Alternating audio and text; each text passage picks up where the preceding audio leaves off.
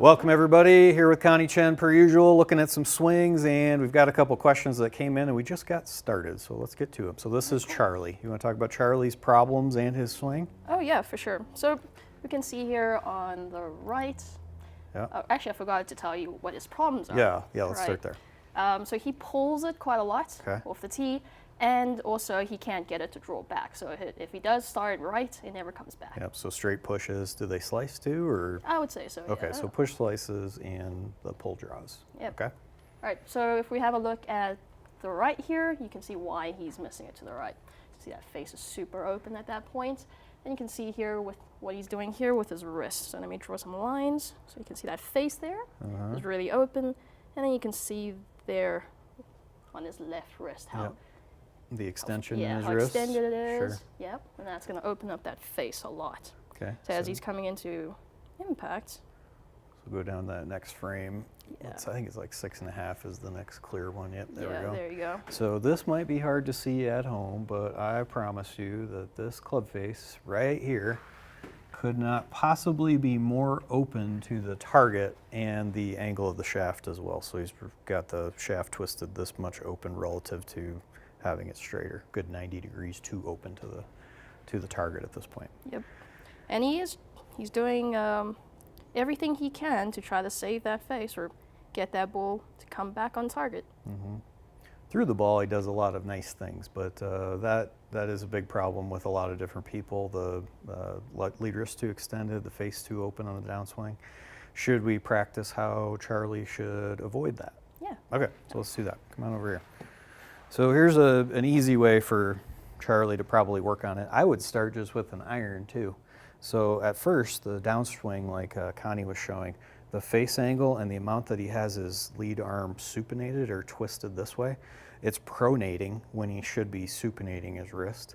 And he has the lead wrist extension or that cupping in his wrist too many degrees relative to the type of shot he's trying to hit. So the club face angle, while it's moving on an angle similar to how I'm moving my hand, it actually is matching the leading edge, and that needs to be more closed relative to the angle he's swinging at. So a way to practice that could be with any club, but I'd start with the 7-iron. The distance between his elbows needs to be tighter. The angle, like watching my watch face here, needs to be pointed closer to the ground. You can do that two ways. You can flex your wrist, or you can just start to supinate at your forearm. Both of those now have the club face angle more closed than how Charlie does it. And this is pretty typical of a lot of different people. It starts with your arms too far apart, then secondary is just understanding how much your arm needs to be twisted and the angle of the watch face or your wrist flex, how to twist that down at the ground more. So if I overdid that, if I did that too much, which is what I'm gonna demonstrate here, I'd hit a shot that does start pretty straight. We'll see if that one's even within the realm of capture on ST Plus. It is. That shot ball starts to the left and then draws.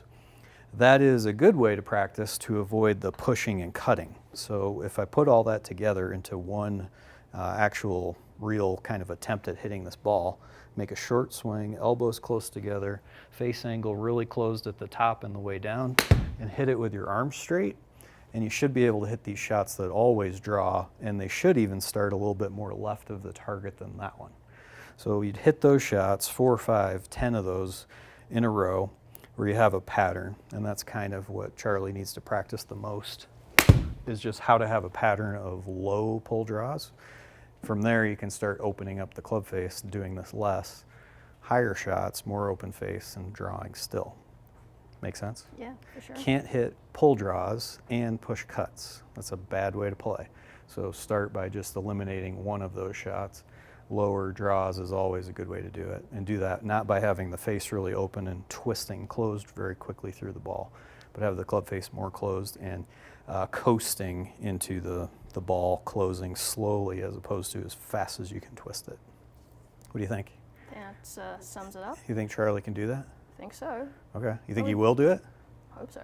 Well, he needs to write us back and tell us. Oh, yeah. What was that question, Brad? Question is, I have a hard time not swinging my arms soon enough. I turn my torso, and as a result, I end up hitting thin shots with the face open. It says,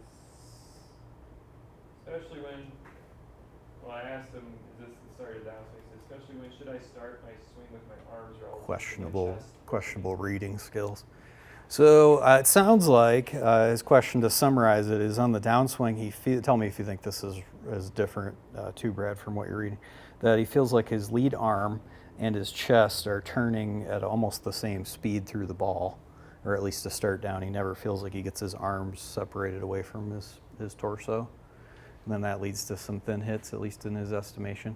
That is a pretty common problem, so I'll just demonstrate that one. So you get up to the top of the swing, and then if you're on the downswing, to some degree, your lead arm needs to pull across your chest and start to move your hands away from your shoulder, and that happens in good swings. A lot of poorer players who have a hard time hitting the ball off the ground keep the distance between their hands and their right shoulder the same all the way down to the ball. That would be a really hard way to hit it far and have enough of an angle of attack downward to hit the shot well. Sound good? Have you seen people do that before? A lot. It's really hard not to slice too, because as you get closer to the ball and have some backward bending and some right side bend, your lead arm is out a lot. It needs to get downward sooner. So one way you can do this, well, there's 1,000 different ways you can do it. It's learning that separation between your right shoulder, your trail shoulder, and your right hand. That distance needs to get wider to get started sooner before you start turning. So a way you could practice that would be to split your hands on the shaft. And the goal on this one is to try to, everybody likes analogies and metaphors for golf, I guess, but trying to like crack a whip. So you're trying to move this club head and actually bend the last couple feet of the shaft. The way you would do that is move your hands really fast and then stop quickly, and you'll start to feel some bending in the shaft. So a way that you can do that, get it to the top of the swing. You're going to try to lower the shaft down to where it's parallel to the ground and stop with your right arm as straight as you can. Throw the brakes on, and you'll start to feel the club head wiggle. What you're practicing then is how to disassociate the turning, and your lead arm and your right arm have to get straighter and move away from the target. Yes. This is a really good example. Let's yeah. do it this way. You could start with this. I like the club because it's the weight of the club is what you're used to hitting.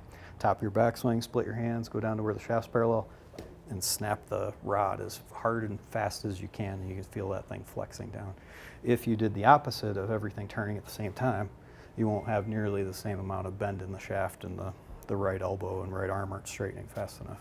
What do you think? Yeah, sounds good. I just made that up on the fly. Was that pretty good? Yeah. Okay, good. What should we do next? Happy? Yep. Any other questions, or do you think that answered the main question, Brad? I think that answers that. We have one more that popped in. Okay, what do we got? How close or far away should I set up to the golf ball? Okay, so Simple one.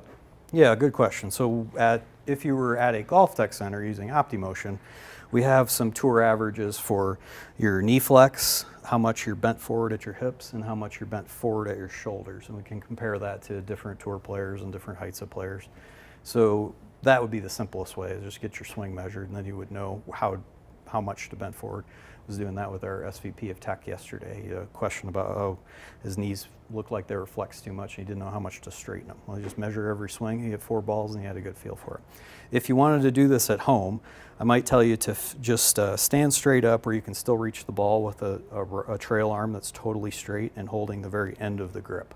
This is usually a pretty good spot to just start if you want just a generic rule.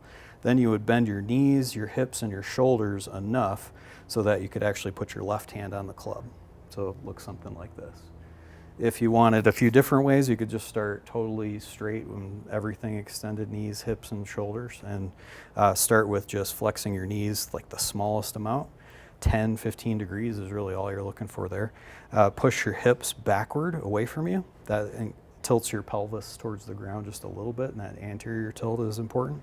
And then the rest of reaching the ball from there comes from your thoracic spine flexing forward like this. Couple simple ways to know right or wrong. Then that will put you at the appropriate distance from the ball. You're really trying to set that up just by straightening out your trail arm as much as you can, holding the end of the grip, and you have the ball placement just about right. I didn't make that one up on the fly. No, you didn't. Is that okay? Yeah. All right. Would you say anything different there? I actually like, bending forwards from the hips first before bending the knees. Before doing that? Yeah, because what I find with a lot of students, when they start with bending the knees, they just overbend it too much, and they start getting so that's too got to low. feel slight. Yeah, Yeah. Totally agree. Many ways to do it. There's a couple easy ones. Should we look at Happy? Or are we out of time again? Sorry, Happy, we ran out last time. Where do you want to start? How's he hit it? Where'd they go? I I remember? actually can't remember. Off camera, anybody I remember? think he slices it. He slices it, all right. Yeah, that's... Well, first, his driving range is fantastic. If you can hit balls over patio lawn chair furniture, you are in a good place. Okay, all these slice, all right? So Do you want wanna to maybe take that off? You didn't like that line? No. Okay. All right, I'll make that one go away. Hit clear. You got it. Okay. So I think we alluded to this one last time. The first thing that he struggles with a lot is the degree of shoulder tilt that he has.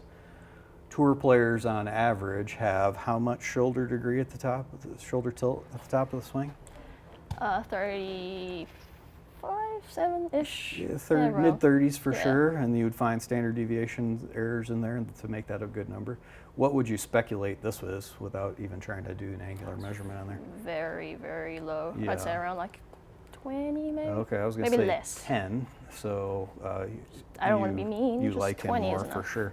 That shoulder tilt being so level to the ground, and then as you start down, and you bend yourself forward and tilt your shoulders so that you can actually aim your swing at the turf as opposed to just at you. That's what he's really doing at the top of his swing. Then requires you to push your arms out away from you, which couple that with bending forward, and now you are ready to hammer across this ball. People don't really think about it that way, but the shoulder tilt is really the more you do that, starts to set you up to have your hands that travel inward towards the ball. So far enough behind you to go in, not as far out as you can. Bend forward and you're just ready to slice across the ball. Yep. You don't have to do that, but that's what he's set up to do. So the part that I kind of mocked him for a little bit last time was his head turning and tilting. So you look at the camera, and we're going to do this one together. So the way, I'm sorry, what's his name again? Justin. Happy? Actually. Happy? Yeah. Okay. So Happy's neck at this point in time is turned to the right and tilted to the right. And you can see that from just how what his perspective is there. Now turn your shoulders 90 degrees with your head and neck the same way. Okay, so not quite that much turning that way. But, yeah. Yep, so that's how his head and neck is turned. The way that golfers who have enough shoulder tilt do this, and tour players, you sometimes even see them at address turn their head to the right but tilt their neck to the left like this. That's presetting the amount that you can go into the left side bend too. So demonstrate his neck again, just looking at the camera. A little turned, a little to the right. What it should look like at the top is actually turning to the left and tilted to the left like this. Then when you turn your shoulders 90 degrees, that you can see how I'm looking down at the ball. Mm-hmm. That part of how he bends his neck isn't talked about very much, but is pretty important. I would actually tell him, explain that to him. And you could do that one pretty simply by just set up to an imaginary ball here. Okay. You can hold the iPad, it's fine. All right. Okay, so when you get to the top of the swing, you're trying to put your eyeballs on the golf ball like you have laser beam vision here.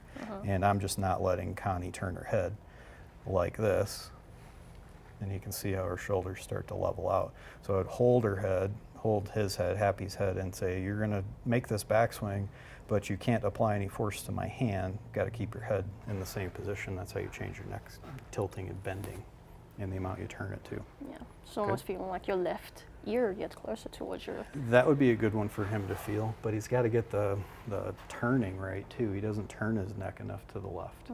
So it's turning, side bending, and the extension part he has right. His head's going back, but doesn't have it turning the right way. And when you do things, you don't have to do tour-like things all the time. You don't have to do things just like tour players, but if you make a pattern or you make a movement that's different than what every other player does, so while tour players' heads are turning to the left, yours is turning to the right, you have a serious problem in there. So there's a start. Let's look at the downswing. I don't remember this one. The way that he has a lot of good things in his swing from the front view. The positioning of his pelvis, the straightness of his arms are pretty good, but here's the beginning of that problem. The shaft right here, even with all those other lines I've got up, is really passing through. Here's his elbow up to his shoulder, and then shoulder to neck. So he's really passing through the top of his shoulder at this point in time. He's ready to slice. Doesn't mean you're going to, but it is looking that way. Does a nice job of lowering the shaft in and not letting it continue to push out. Keep going. Curious on that front view. Oops.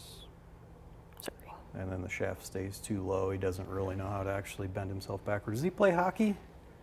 Yeah, well, needs some more slap shot power in there too. Without ever pushing up off the ground, the shaft is in a decent spot on the way down, but it stays really low, and ultimately the path of the club starts to bend more to the left as he hits that shot. He's got to get his tailbone up and his legs straighter, faster. What would you tell, like that picture on the right is really hard to play golf. Yeah. Yep. So there's how to move your neck. How should he be practicing the follow through would be my question to you. Well, he needs to feel like he's actually straightening or stretching out his whole entire body. Yeah. Rather than what he's doing is just going to stay in flexion here. Yeah, flex knees, flexed ankles, Feel flex very tall. pelvis. Yeah. Yeah, that, sure. that would be a good thing to And anyone who's watching this, you probably have seen our channel before. We talk a ton about how just moving or learning almost the basics of how to move yourself forward through the ball, but move yourself backward while you're moving the club forward is like the first skill someone who's good at golf knows. And the way that he alleviates not hitting the ground is that difference in the radial deviation or the shaft angle relative to his arm. So he hits this ball, flexing his knees, flexing his ankles, flexing his hips towards the ground, and almost just tosses the ball up into the air, as opposed to straightening all of those joints and his arms to getting those straighter, and that helps you swing just faster. Oh yeah. Yeah. So you can swing like Happy more. Yeah, that's right. A little more Happy Gilmore in there. Yeah. Not bad. Any more questions, Brad? Yep, Bob. Okay, Bob? Bob says, I'm hooking the ball more and more. What are some suggestions, drills to help start fixing it? Gotcha. What do you want to tell Bob? Bob's hooking the ball. He needs some drills and suggestions on how to do that. Okay. How to stop. We can start with a follow through. Sure. Yep. Getting the hands more low and left. Okay. And decrease the amount of into out he's got. Yep, so Connie's saying start with just try to straighten out the swing path. I mean, you have Yeah. two problems, Bob. You either have the club face angle too close to the path you're swinging on. That's a push and a draw that overcurves. I'll hit one of those here. Or here's an example just up on this screen. Evan, you good? You keeping up? All right, nice job. So the club path and the face to path are on these measurements here. Then we can actually use face to target. So I've got my face angle is close to the target 1.3 degrees. That's why the ball started to the left. Then my club path is 7 degrees more to the right than the face angle. To hit a shot that's going to be on target, that'll just never work. That discrepancy is too big and the face angle is too close. So you need to either open the club face to the target so that it's not to the left in this example. And swinging with a club path that's somewhere between 3 and 4 degrees in and out is really what I try to teach most people, even though I don't teach many people to do that, as that might sound a little different. Ideally, that's what I would do, but whoever walks in, I'm going to help them with whatever it is their problem is. It doesn't have to perfectly match that, but if you're at home, swinging with your face to target 2 degrees open to the target or to the right as opposed to the left, and your club path 4 degrees to the right as opposed to 6 would give you a nice little draw. If you have a launch monitor or a cool one like SkyTrack Plus, you can measure this on every single swing and you would know which one of those was wrong. So Connie is suggesting that if you want to straighten out your swing path, you could hit this ball. I'll just face Evan this way. So you'd hit this ball and you keep your arms from flexing upward. This is your shoulder flexion. To do that, you can put something under your arm and feel like the shaft stays really low. What that does on this side of the ball is it makes it really challenging for you to swing in to out too many degrees, and you start to straighten out your swing path as the club gets closer to the ball to ultimately make it pretty straight into it. That would be one way. That doesn't mean that your face angle isn't too close to the target though. So the next one, and the first question I'd probably ask Bob anyway, is where do you aim the face? If you aim the face straight, like right down this target line, that is the wrong place to aim the club face, Bob. You need to aim it slightly to the right if you want to push and draw this. So every shot that you've probably ever seen me hit on camera, if I want to hit the biggest push draw I can, Connie, take a guess at how far open my club face is to the target from that perspective you're in. Oh, it's very open. It's about like 15 Yeah, 15, degrees? 20 Yeah. degrees open to the target. Then what I'm going to do is swing more to the right than that, and I can hit this ball that starts to push and then curves back to the left. And they'll curve every time. But the ball has to push, and Bob may be aiming his face too straight to get the push and the draw. Am I saying that okay? Yeah. So you want the ball to start right. Yeah, so there's one. The face angle is 7 degrees to the target. My club path was 14 to the right, and I hit this giant push draw. If you wanted to stop overdrawing real quickly, you could just stand up on the tee box. Instead of gripping your club however you would normally, just twist the face open and grip it again like you do traditionally, the face angle relative to your hands will be more open. You're setting yourself up to hit the ball to the right and not draw it much. Just give it more room for it to come back. Yeah, absolutely. That's a simple one, especially if there's trouble on the left. If I couldn't cross this target line, the first thing I would do is just open the face more to the target. I might hit a push and a cut or a bad shot to the right, but I probably won't hit one to the left. I don't think many amateur golfers think Struggle of with this, golf that way. Yeah, it's not technical enough for most people to understand how to set themselves up and take advantage of the ball flight rules to hit good shots. Now what? Are we done, Brad? There more? That's it for questions? Connie, you want to say anything else? Actually, a bunch of the drills that we did Yeah. today can always use the GOLFTEC app to monitor themselves doing it and Yes. see if they're doing it correctly. Good advice. Download the GOLFTEC app. We've got Yeah. some cool features in there too. On course GPS just launched. That's my favorite thing and one we're going to talk about a ton. We should do that maybe next time. Look at a swing or two and then start diving through some of the on-course GPS and the stats that we're doing. Cool. Brad, sorry, I just made the program for your next live show. That's fine. Okay, that was good enough? All right. Evan, you did a great job. Lauren, amazing. Leia's down there laying on the floor. She's a dog, so that's normal. Eric, yeah, thanks for being here. All right. Are Let we them know what's closing? happening next. Yeah. All right. So, like before, please submit your swing to YouTube at golftec.com, and we will see you next week, right? Next week. Sure. Is it Or the next week? following week. We do it next week. Leia, come here. Come here. Oh, she's thinking about it. She gets so nervous and shy when we're hitting golf balls. Anyway, I mean, Thanks I for can understand watching. that. Yeah. you did great. Nice job.